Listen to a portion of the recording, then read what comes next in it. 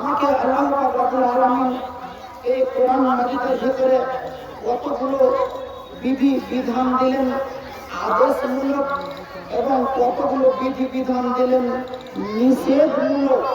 যেমন আদেশ এবং নিষেধ এই দুটোকে আমাকে সদা সর্বদাই আমাকে ফলো করে চলতে হবে।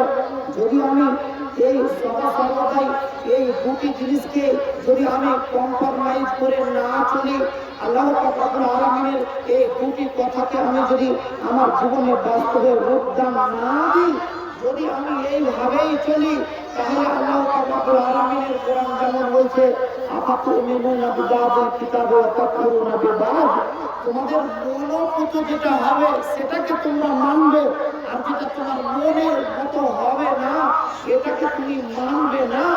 এর নাম শরীয়ত নয়, এর নাম ইসলাম নয়।